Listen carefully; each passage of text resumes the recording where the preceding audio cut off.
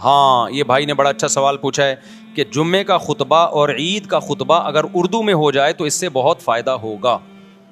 یقیناً فائدہ ہوگا, لیکن یہ کام ہم جب کرتے جب یہ صحابہ سے ثابت ہوتا.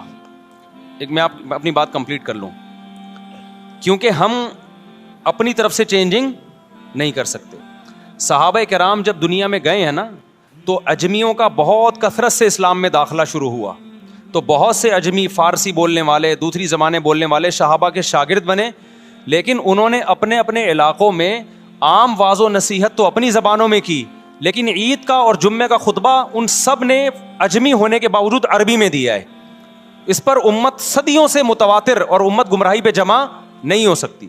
اب جا کے بعض اسکالرز نے یہ کہنا شروع کر دیا ہے کہ خطبہ اپنی زبان میں ہونا چاہیے. تو یہ 15ویں صدی میں یہ کام شروع ہوا ہے, 1400 سال میں مسلمانوں نے یہ کام نہیں کیا. سمجھ رہے ہو بات کو؟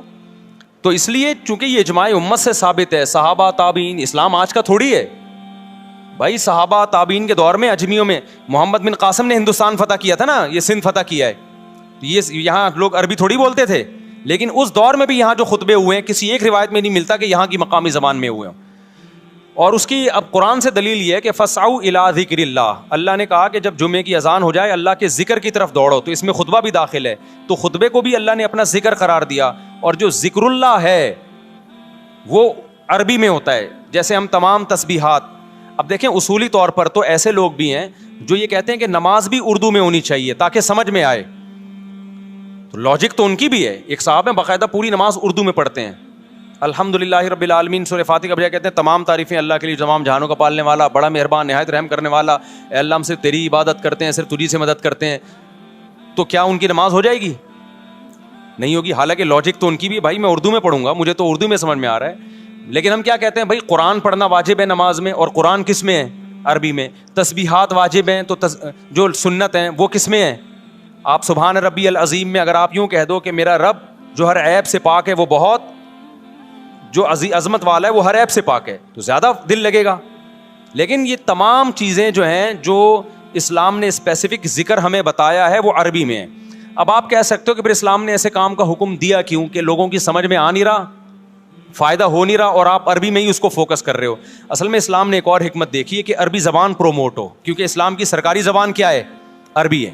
آج بھی آپ دیکھیں کسی بھی کنٹری میں سرکاری ڈاکومنٹس اس کی مقامی زبان میں ہوتے ہیں, حالانکہ وہ پبلک کو سمجھ میں نہیں آ رہے ہوتے بہت دفعہ, لیکن وہ کنٹری چاہتا ہے کہ بھائی ہماری زبان کو بھی تو ہو نا.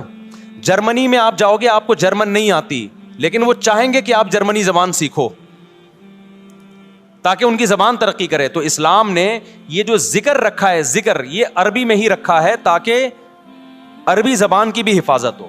تو اب علماء نے اس کا حل یہ تلاش کیا ہے کہ سنت بھی خراب نہ ہو, جمعے کا خطبہ عربی میں ہو, عید کا خطبہ عربی میں ہو, لیکن چونکہ مسلمانوں کا بہت بڑا مجمع ان دنوں میں آتا ہے تو اردو میں الگ سے واعظ و نصیحت ہو جائے. تو اس طرح سے دونوں مصلحتیں حاصل ہو جاتی ہیں, کیونکہ واعظ و نصیحت کے لیے کوئی خاص دن اسلام میں متعین نہیں ہے. وہ عید سے پہلے بھی ہو سکتا ہے, عید کے بعد بھی ہو سکتا ہے, جمعے سے پہلے بھی ہو سکتا ہے, جمعے کے بعد بھی ہو سکتا ہے. سمجھتے ہو؟ تو اس لیے ہمارے یہاں یہ رواج یہ کہ عام تقریر اردو میں ہوتی ہے, ایک واعظ و نصیحت کی ہے. جو خطبہ ہے اسپیسیفک وہ عربی میں ہی ہوتا ہے. یہ مزہ ہے اس کی.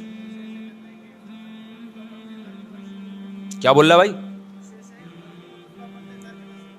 بس ترجمہ بعد میں کر لیں, اس کا بعد میں ترجمہ کر لیں.